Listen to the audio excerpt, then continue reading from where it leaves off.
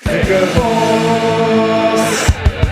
It's FOURce, YouTube toy collector team vlogging to save the day. FOURce! Nostalgic vintage toy heroes. FOURce are an undertrained, moderately skilled YouTube vlogging force. Its purpose to make videos about toys past, present and future. So this is my response video to Rudy and Dave about Holy Grails. And it is an interesting topic. And I agree with what the lads are saying. Dave made some really valid points about the term Holy Grail being overused these days. And I think I've said it before a long time ago on videos, and I've had conversations with various people in the Transformers community, that back in the day, back when you were a kid, it was about literally finding the toy, the item that you wanted. Whereas now, you can find the item as long as you're willing to pay for it, and there is a distinct difference to the way collecting has changed. I remember hunting around toy shops, going to all different Woolworths or all different Jolly Giants or Toys R Us's to try and find specific toys a number of times. And sometimes you find something that you're not looking for. I remember one time I was in Jolly Giant in Wolverhampton, and there was a load of G1 cassettes in there, Decepticon cassettes, which I'd never seen before in the shops. And they're still in my collection now over there. But the fact is, you had to physically go places to find items, and there was no guarantee that you would ever find that item. Bit like Rudy was saying about his Casey Jones. You had to look, you had to go places, and you had to discover that item sitting on a shelf. And that is an amazing feeling. I think that feeling is something that really still hits home today. When you see something in a shop and it's physically there in front of you and it is your grail, you haven't just bought it offline. And buying online is a key point, because you know what? You can get anything now. It isn't like hunting around shops or anything like that. You don't have to go specific places. You just need to pick up your phone, go on eBay, and if you're willing to pay the price for it, your Holy Grail is yours. And that is really, it's sad in a way, and it also makes you really appreciate stuff less. And Dave touched on this as well, that you know what, he gets an item, and because he's now got it there, he doesn't have that association with it, and it's probably because that chase has been so easy. Now, Holy Grails as such, I have and had for a long time had G1 Swoop as my Holy Grail. Now, I could have bought him online, and there's a number of times when I've been so close to paying £100-odd plus for one of these figures. Anyway, I made the decision, because he's so fragile, that I will only ever buy one if I hold it in hand and see it first. Which is why TFM became my only real hope of getting a Swoop. And Rudy Zazu and Borders Dude will tell you, on the second day of TFN, I walk up to the toy food store, and this guy was sitting there on the store. And he is beautiful. He was covered in Decepticon stickers and was really mucky. And I don't normally talk about price, but I will with this one.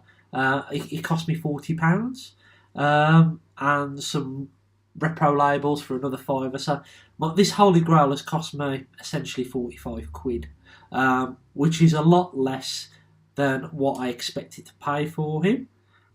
And I think that made him it made it a little bit sweeter. And it was nice to finally get him and finally have him as part of my collection. What I will say is, because he's so old and so fragile, I haven't been able to appreciate him and hold him, just look at him, because I don't want him to break. But this was a guy I've been looking for ever since I was a kid, really. Ever since I wanted to complete my Dinobots, but really actively since I got back into Transformers collecting a good 5 years ago. So Swoop is a successful Holy Grail find. Other Transformers related Holy Grails, again, there isn't any as such. I'd really like a G1 Fortress Maximus. I would really like that in my collection.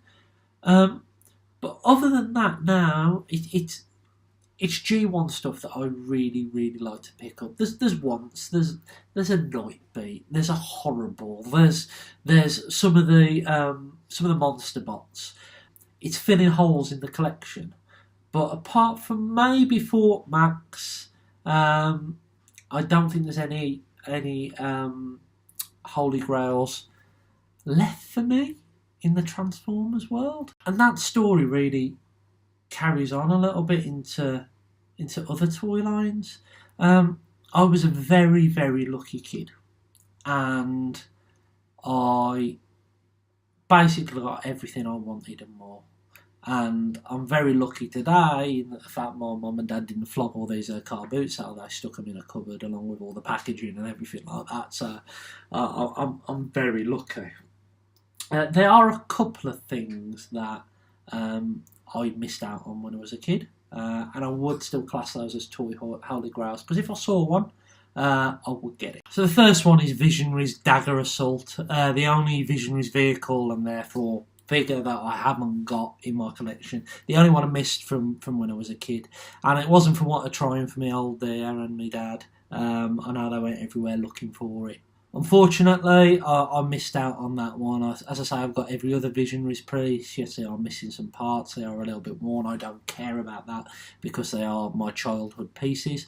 But I would really like that Dagger Assault. And I saw one on Spock not so long ago for 80 quid, and I'd had to drive 30 more to get it. And I really, really should have done it. So that's a bit of regret, but Visionary's Dagger Assault, I'd say, is one. Another one, and it really wouldn't fit in with anything in my collection, because there's one toy line I had as a kid. There's probably two, actually, because I haven't got my He-Man stuff anymore.